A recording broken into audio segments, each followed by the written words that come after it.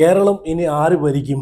പിണറായി സർക്കാരിൻ്റെ ഒരു തുടർ ഭരണം ഉണ്ടായിരിക്കുമോ, അതോ യു ഡി എഫിൻ്റെ ഒരു കുതിച്ചുകയറ്റം ഉണ്ടായിരിക്കുമോ? യു ഡി എഫ് ഭരിക്കുമോ, അതോ എൻ ഡി എക്ക് എത്ര സീറ്റ് കേരളത്തിന് കിട്ടുമെന്നൊക്കെ അറിയുന്ന ഒരു എക്സിറ്റ് പോൾ വന്നിട്ടുണ്ട്. അപ്പോൾ അതെന്ന് ഞാൻ പറയട്ടെ, ഇത് കണ്ടിട്ട് കേട്ടിട്ട് കുരു കൂട്ടിയിട്ടൊന്നും ഒരു കാര്യമില്ല. കാരണം ഇത് ഞാൻ ഉണ്ടാക്കിയ എക്സിറ്റ് പോൾ അല്ല, ഒരു ജെനുവിൻ സോഴ്സിൽ നിന്ന് കിട്ടിയിട്ടുള്ള എക്സിറ്റ് പോളാണ്. ഈ ഇലക്ഷൻ്റെ ഒരു മെയ് 4 വരെ ഉള്ള എക്സിറ്റ് പോളുകളൊക്കെ ഇങ്ങനെ വന്നുകൊണ്ടിരിക്കും. അതിലൂടെ തന്നെ നമുക്ക് മനസ്സിലാക്കാം അടുത്ത കേരളം ആര് ഭരിക്കും. പിണറായി വിജയൻ ഭരിക്കുമോ, അതോ യു ഡി എഫിൽ പിന്നെ ആര് ഭരിക്കുമെന്നൊന്നും അങ്ങനെ ഇതുവരെ അറിയാൻ സാധിച്ചിട്ടില്ല.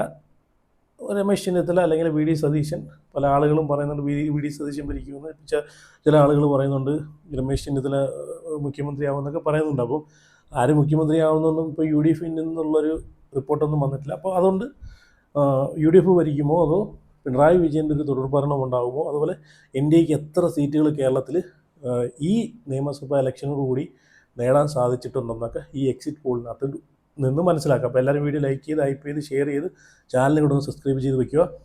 അതുപോലെ കേരളത്തിൻ്റെ ഓരോ ജില്ലകളിൽ യു ഡി എഫിന് എത്ര സീറ്റുകൾ കിട്ടിയിട്ടുണ്ടെന്നും എൽ ഡി എഫിന് എത്ര സീറ്റുകൾ കിട്ടിയിട്ടുണ്ടെന്നും അതുപോലെ എൻ ഡി എക്ക് എത്ര സീറ്റുകൾ നേടാൻ സാധിച്ചെന്നും ഒക്കെയുള്ളൊരു എക്സിറ്റ് പോളിൻ്റെ റിസൾട്ടാണ് ഞാനിവിടെ എക്സിറ്റ് പോളാണ് ഇവിടെ വായിക്കുന്നത്.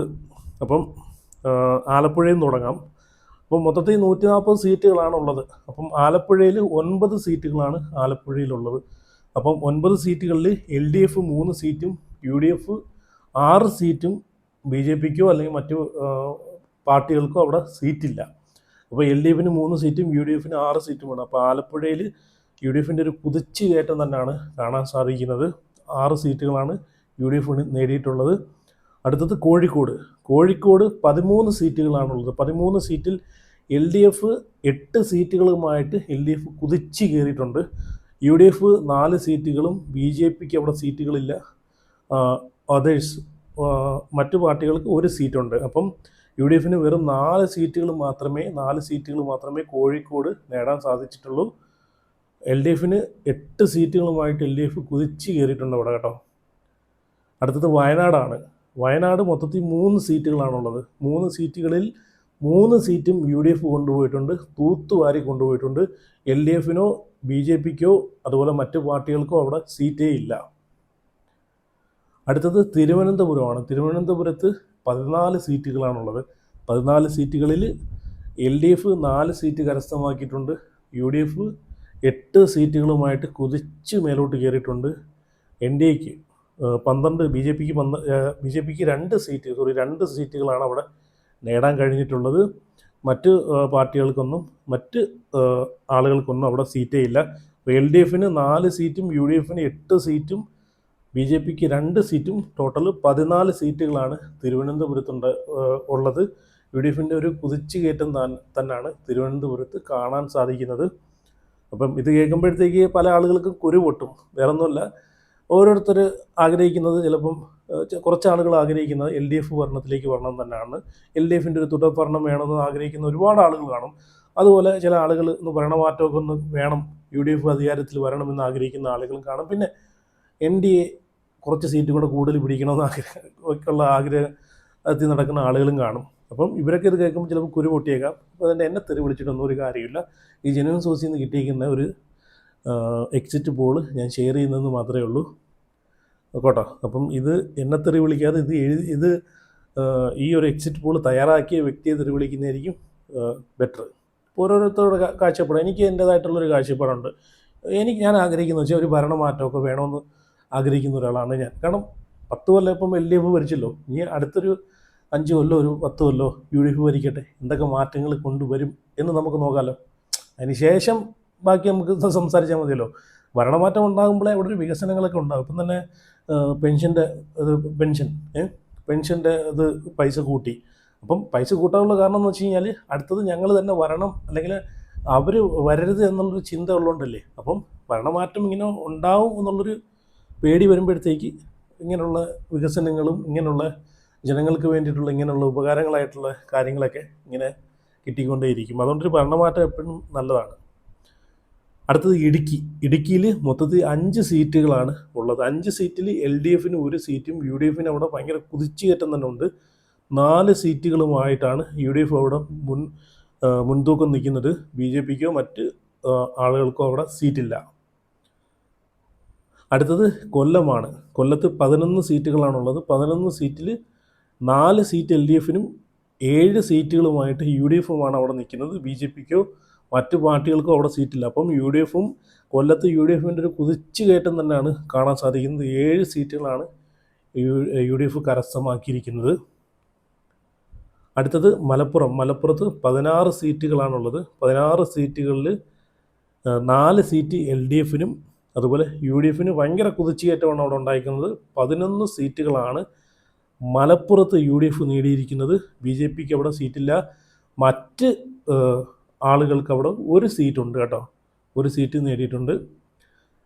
അപ്പം LDF 4ഉം UDF 11ഉം BJPക്ക് അവിടെ സീറ്റില്ല. അപ്പം അതർ ആളുകൾക്ക് ഒരു സീറ്റുണ്ട്. 16 സീറ്റാണ് മലപ്പുറത്തുള്ളത്. UDFിൻ്റെ ഒരു കുതിച്ചുകയറ്റം തന്നെയാണ് മലപ്പുറത്ത് കാണാൻ സാധിക്കുന്നത്. അടുത്തത് കാസർഗോഡാണ്. കാസർഗോഡ് മൊത്തത്തിൽ 5 സീറ്റുണ്ട്. 5 സീറ്റിൽ 4 സീറ്റ് UDF തൂത്തുവാരി എന്ന് വേണമെങ്കിൽ പറയാം. LDFന് അവിടെ ഒരു സീറ്റും UDFന് 4 സീറ്റും BJPക്കും മറ്റ് ആളുകൾക്കും അവിടെ സീറ്റില്ല. അപ്പോൾ കാസർഗോഡും UDFിൻ്റെ ഒരു കുതിച്ചുകയറ്റം തന്നെ കാണാൻ സാധിക്കുന്നുണ്ട്. അടുത്തത് പാലക്കാടാണ്. പാലക്കാട് ഈ വട്ടം ഏറ്റവും കൂടുതൽ ചർച്ചയായിട്ടുള്ളൊരു മണ്ഡലമാണ് പാലക്കാട്. രാഹുൽ മാങ്കൂട്ടവുമായിട്ട് ബന്ധപ്പെട്ട വിഷയങ്ങളൊക്കെ നമ്മൾ കണ്ടതാണ്. അപ്പോൾ പാലക്കാടാണ് ഈ വട്ടം ഏറ്റവും കൂടുതൽ ചർച്ചയായിട്ടുള്ളത്. അപ്പോൾ രമേശ് പിഷാരടിയാണ് UDFിൻ്റെ സ്ഥാനാർത്ഥി. അതുപോലെ NDAയുടെ സ്ഥാനാർത്ഥി ശോഭാ സുരേന്ദ്രൻ. അപ്പോൾ ശോഭാ സുരേന്ദ്രനും ഈ പറഞ്ഞിട്ടുള്ള രമേശ് പിഷാരടിയുമായിട്ടാണ് അവിടെ മത്സരം, അല്ലാതെ വേറെ ആരുമായിട്ട് മത്സരമില്ല. അപ്പോൾ പാലക്കാട് 12 സീറ്റുകളാണുള്ളത്. 12 സീറ്റുകളിൽ LDF 4 സീറ്റോ, LDFന് 4 സീറ്റ് കിട്ടിയോ? LDF 4 സീറ്റും UDFന് 7 സീറ്റും BJPക്ക് അവിടെ ഒരു സീറ്റുമാണ് ഉള്ളത്. മറ്റു ആളുകൾക്ക് അവിടെ സീറ്റില്ല. അപ്പം പാലക്കാട് UDFിൻ്റെ ഒരു കുതിച്ചുകയറ്റം തന്നെയാണ് കാണാൻ സാധിക്കുന്നത്. പാലക്കാട് എങ്ങനെ പോയാലും രമേശ് പിഷാരടിയെ ജയിക്കൂ എന്നാണ് എനിക്ക് എൻ്റെ ഒരു ഇത്. കാരണം അവസാനത്തെ ലാപ്പിൽ കൊണ്ടിട്ട് രാഹുൽ മാങ്കൂട്ടം തൊടുത്തുവിട്ട കുറച്ച് വീഡിയോസൊക്കെ രമേശ് പിഷാരടിക്ക് കുറച്ച് വോട്ട് കൂടുതൽ കിട്ടാനും കുറച്ച് ഭൂരിപക്ഷം കൂടുതൽ കിട്ടാനൊക്കെ ഉള്ളൊരു മുൻതൂക്കം അതിലൂടെ തന്നെ കാണുന്നുണ്ട്. പാലക്കാട് മാത്രമല്ല, കോൺഗ്രസിന് UDFിന് കുറച്ച് മൈലേജ് കൂട്ടിയ ഒരു സംഭവമാണ് രാഹുലിൻ്റെ അവസാനത്തെ ഒരു 5-6 വീഡിയോസ് അല്ലേ. അപ്പോൾ പാലക്കാട് 12 സീറ്റിൽ LDF 4 സീറ്റും UDF 7 സീറ്റും BJPക്ക് ഒരു സീറ്റും മറ്റ് പാർട്ടികൾക്ക് സീറ്റില്ല. അപ്പോൾ UDFിൻ്റെ ഒരു കുതിച്ചുകയറ്റം പാലക്കാട് കാണാൻ സാധിക്കുന്നുണ്ട് 7 സീറ്റുകളുമായിട്ട്. അടുത്തത് കോട്ടയമാണ്. കോട്ടയത്ത് 9 സീറ്റുകളാണുള്ളത്. 9 സീറ്റിൽ LDF അവിടെ 3 സീറ്റ് കൊണ്ടുപോയിട്ടുണ്ട്. UDF 6 സീറ്റും BJPക്കോ മറ്റ് ആളുകൾക്കും അവിടെ സീറ്റില്ല. അപ്പോൾ കോട്ടയവും UDF കൊണ്ടുപോയിട്ടുണ്ട്. 6 സീറ്റുകളാണ് കോട്ടയത്ത് UDF നേടിയിട്ടുള്ളത്. 3 സീറ്റുകളുമായിട്ട് LDF അവിടെ ഉണ്ട്. അടുത്തത് തൃശ്ശൂരാണ്. തൃശ്ശൂർ 13 സീറ്റ്. 13 സീറ്റിൽ LDF 5 സീറ്റും UDF 7 സീറ്റും BJPക്ക് ഒരു സീറ്റുമാണ് തൃശ്ശൂർ അവിടെ ഉള്ളത്. മറ്റ് ആളുകൾക്ക് അവിടെ സീറ്റില്ല. അപ്പം തൃശ്ശൂരും UDFിൻ്റെ ഒരു കുതിച്ചുകയറ്റം തന്നെ കാണാൻ സാധിക്കുന്നുണ്ട്. 7 സീറ്റുകളുമായിട്ട് UDF അവിടെ കയറി വന്നിട്ടുണ്ട്. അടുത്തത് പത്തനംതിട്ട. പത്തനംതിട്ടയിൽ 5 സീറ്റുകളാണ് മൊത്തത്തിൽ ഉള്ളത്. 5 സീറ്റുകളിൽ അവിടെ LDF 3 സീറ്റിന് മുൻതൂക്കത്തിൽ നിൽപ്പുണ്ട്. UDF 2 സീറ്റുമായിട്ട് മറ്റ് ആളുകൾക്ക് അവിടെ NDAക്കോ സീറ്റില്ല. അപ്പം പത്തനംതിട്ടയിൽ LDF 3 സീറ്റുകളുമായിട്ടാണ് മുൻപന്തിയിൽ നിൽക്കുന്നത്. തൊട്ട് താഴെ തന്നെ UDF ഉണ്ട് 2 സീറ്റുമായിട്ട്. അടുത്തത് എറണാകുളം. എറണാകുളം 14 സീറ്റുകളാണ് എറണാകുളത്തുള്ളത്. 14 സീറ്റുകളിൽ LDFന് 4 സീറ്റും UDFന് 10 സീറ്റുമാണ്. ഭയങ്കര കുതിച്ചുകയറ്റം തന്നെയാണ് എറണാകുളത്ത് കാണാൻ സാധിക്കുന്നത്. UDFിൻ്റെ ഭയങ്കര കുതിച്ചുകയറ്റം തന്നെയാണ്. 10 സീറ്റുകളുമായിട്ടാണ് എറണാകുളം തൂത്തുവാരിയിട്ടുള്ളത്. UDF BJPക്കോ മറ്റ് ആളുകൾക്കോ അവിടെ സീറ്റില്ല. അടുത്തത് കണ്ണൂർ. കണ്ണൂർ 11 സീറ്റുകളാണുള്ളത്. 11 സീറ്റുകളിൽ LDF 7 സീറ്റും UDF 4 സീറ്റും BJPക്കോ മറ്റ് പാർട്ടികൾക്കോ അവിടെ സീറ്റില്ല. അപ്പോൾ കണ്ണൂർ LDFിൻ്റെ ഒരു കോട്ട തന്നെയാണ്. അപ്പം അതുകൊണ്ട് അവിടെ LDFന് 7 സീറ്റുകളുമായിട്ട് LDF മുന്നിലുണ്ട്. തൊട്ട് പുറകെ 4 സീറ്റുകളുമായിട്ട് UDF ഉണ്ട്. ഓക്കെ, അപ്പോൾ ഇത്രയുമാണ് ഏറ്റവും പുതിയ എക്സിറ്റ് പോളിൻ്റെ കേരളത്തിലെ നിലവിലെ LDFിൻ്റെയും UDFിൻ്റെയും അതുപോലെ NDAയുടെയൊക്കെ എക്സിറ്റ് പോള്. അപ്പം എന്തായാലും നിങ്ങളുടെ അഭിപ്രായങ്ങളൊക്കെ ഉറപ്പായിട്ടും കമൻറ്റ് ചെയ്യുക. ആര് കേരളം ഭരിക്കുമെന്ന് നിങ്ങളൊരു അഭിപ്രായം, നിങ്ങൾക്കൊരു തോന്നലുണ്ടെങ്കിൽ നിങ്ങൾ ഉറപ്പായിട്ടൊന്ന് കമൻറ്റ് ചെയ്യുക. പിണറായി സർക്കാർ തുടർഭരണം ഉണ്ടാവുമോ, അതോ UDF കയറി വരുമോ, അതോ NDAക്ക് എത്ര സീറ്റ് NDA മേടിക്കും എന്നൊക്കെ നിങ്ങൾക്കൊരു ഇതുണ്ടല്ലോ, കാഴ്ചപ്പാട്. അപ്പോൾ എന്തായാലും നിങ്ങളൊന്ന് ഉറപ്പായിട്ട് കമൻറ്റ് ചെയ്യുക. അതുപോലെ വീഡിയോ ലൈക്ക് ചെയ്യുക, ഹൈപ്പ് ചെയ്യുക, ചാനലും കൂടെ എല്ലാവരും സബ്സ്ക്രൈബ് ചെയ്ത് വയ്ക്കുക. അപ്പോൾ അടുത്ത വീഡിയോ ആയിട്ട് പിന്നെ വരാം.